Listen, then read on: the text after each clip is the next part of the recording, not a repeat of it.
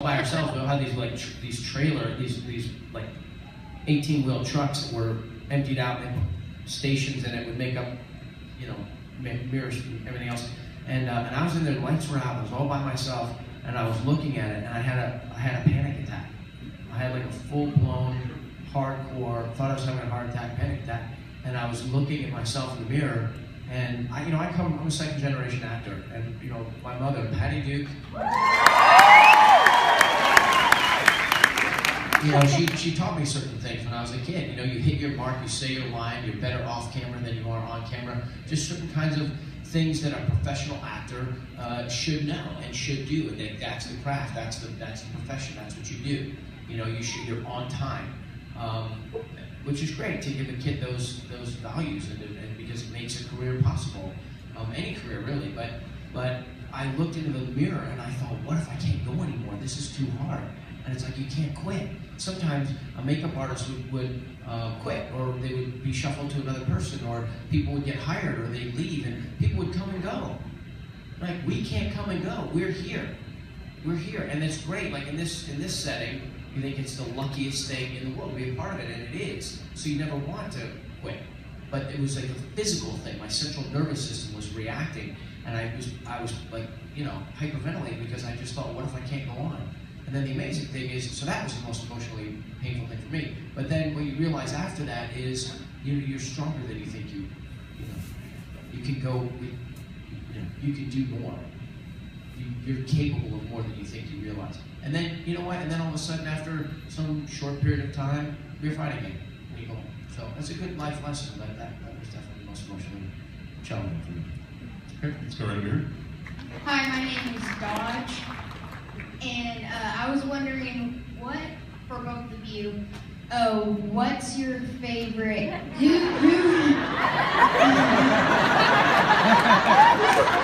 Don't let him get to you, Dodge. You just focus. You just hang right in there, buddy. I'm with you. Who's your favorite actor and character?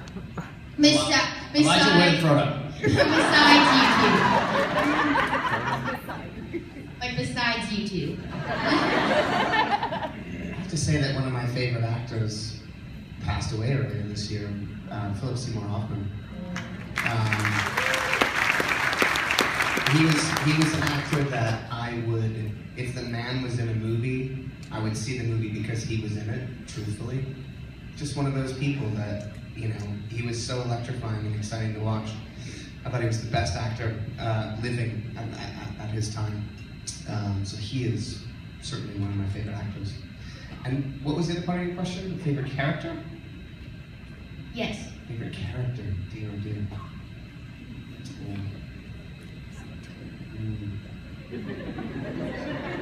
Well,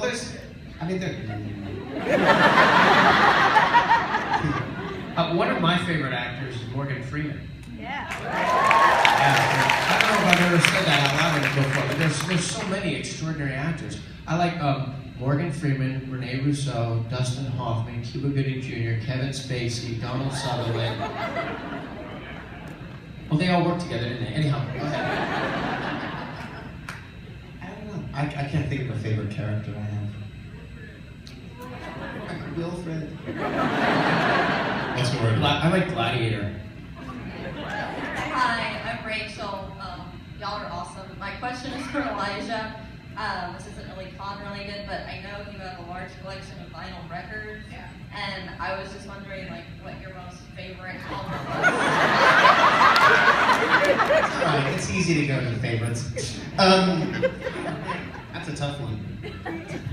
Which is why the notion of favorite is so hard. I don't know. I've got some pretty rare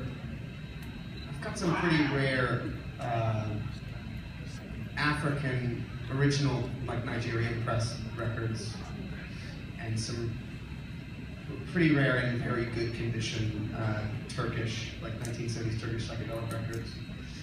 Those are pretty important to me. There's an artist y'all should know. If you don't, check it out. There's a guy called William Onyeabor. A compilation was released last year called Who is William Onyeabor?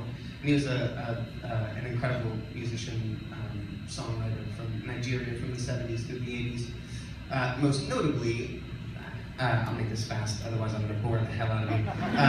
What's notable about him is that he introduced synthesizers into music, and a lot of people were just doing Afrobeat, which was really just a sort of answer to James Brown, effectively.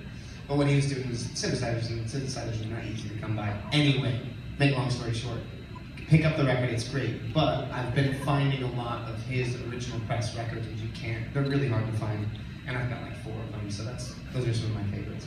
I've got some, like an original Beatles record, and it's all special to me. Doesn't matter how expensive it is, it's all great. All right, let's go right over here. Wow, I'm nervous. You're in the right place. It's like that on No. Not embarrassing, it's just an admission of, self-realization. We were on the we were in the makeup bus, and you go in at like 4:30 in the morning or 5:30 in the morning, and it's really painful to wake up that early and have to stand up and have glue put on you and stuff. But Elijah would come in like he had, like he was 11 and he had slept 15 hours, and he had these books. He'd bring in anywhere from like 2 to 5 books of CDs that he would open up, and just had this knowledge of music that is. I can't remember anything. I mean, the fact that you can remember all the artists and all that time. I remember I finally said, okay, what do I need to know? And there was one song that's on my playlist for next weekend that you turn me on to, and every time I run, I like right back in New Zealand. You handing it to me, Driftwood. By Travis. Yeah. That was a big record at the time, guys. The Man Who by Travis. Yeah. Thanks, man. Yeah, you're welcome. Okay, right here, sir.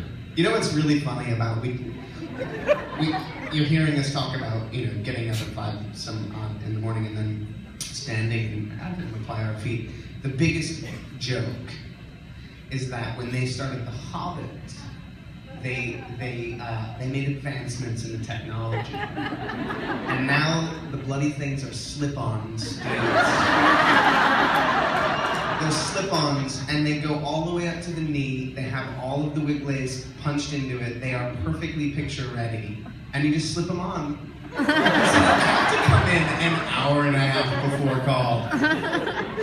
How about the fact that none of these people care about the fact that we were bummed out about that? They just want to find out where they can get them. I know. Pretty awesome. Okay, here we go. All right. Hey guys, my question's for both of you. I know like in the Fellowship of the Ring, you guys did filming with a lot of the main cast, but in the Two Towers and Return of the King, you guys kind of, went off on your own with Andy Serkis, yeah. So, were you guys able to like visit the set and kind of see what the other cast was filming? And also, how was your experience with Andy Serkis? So you know what? There was a little bit of that about feeling far away. In Wellington, there were a whole bunch of different studios for factories or little kind of standalone corrugated Stages. Stages. But with great sets and everything, they build on it. And a lot of time, I remember going over to the what's the name of in Rohan? What's the name of that the castle or the palace? Edoras. Yeah, Edoras. Yeah. The one that's on the plateau. Where Miranda is. Yeah, Edoras. Yeah. So.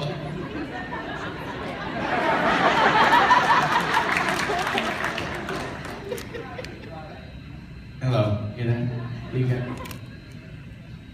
You gotta be impressed that I did the whole Cirith Ungol thing, what did I say? The Osgiliath ruins. I mean, I get some extra credit points for that, right? All right. I was impressed that you said Osgiliath ruins. I know. The only one I know. So, you go over there and you're like, oh, right. There's this whole other movie. It was easy when they had 800, military, dressed up as Uruk-hai, New Zealand Army dressed as Uruk-hai, and they're doing the Helm's Deep battle, and they're at this rock quarry in the lower hut, which is kind of where a place in Wellington, and Pete would be, reviewing footage from it and making, giving kind of remote direction, then you felt like you were connected to it. But there were a lot of times for me where I felt like, you'd see actors, you'd bump into each other all of a sudden, you're like, oh, right, there's like, it's not just the Frodo Sam movie, there's like other stuff happening. It's pretty wild, like, there were 6 units filming at any given time. There's unit 1A, 1B, 2A, 2B. There was a green screen unit, a miniature unit that never stopped filming, and there was a helicopter unit. All of which, the 4 main units were shooting all the time. And it's crazy, like the Helm's Deep sequence was 2 months of night shoots. So for that period of time, Vigo and Orlando and all them were sequestered to nights for 2 months. And we would run into them on weekends as they were vampires and we were on like the early schedule. But he basically said it right. Some of the time we were filming adjacent to each other. So like Unit 2 would be on one stage and we'd be on another stage shooting our stuff, and we would be able to sort of intersect and see each other. And for the most part, we were all kind of centered around Wellington, but then occasionally they'd go down to Edoras and we'd be up in Wellington doing our thing. We'd have like the, all the little trailers, everybody's little kind of space that you have, your dressing room or whatever, were in the same parking lot in this abandoned paint factory setting. And I remember Christopher Lee showed up at one point to do all the battle inside of the tower. And What do you think? Yeah. Totally Orthanc. I always hear music, like the titles of albums or books, totally Orthanc. That's got to be one, right? But I remember him coming out in his great wizard, clothes and getting to sit and visit with him a little bit, and then it was a little more connected at that point. I definitely felt like, felt a part of it. Andy Serkis is force of nature. Everybody knows Andy, knows that. He's just an absolute, his intensity and his enthusiasm is, unrivaled in the history of planet Earth. So it was awesome, and I don't just mean awesome like a surf, bum would say like awesome, not that kind of awesome. No, it was awesome. Like it was awe-inspiring to watch him and his commitment to the lycra suit and to sort of being the not just the spirit of him but the physical body of Gollum was kind of absurd at the start because it was totally unnecessary and seemed a little bit like, I don't know, just like a waste of time. I turned out to be wrong. It's a kind of a theme in my life. But the fact that he would do that stuff and then he would go to all the animators' desks and he would, work on hand movements and, he'd see what somebody was doing and say, what if he could do this? Or what if his eyes did that? And he was, bullying his way into pushing the envelope of what the technology was capable of. Bullying.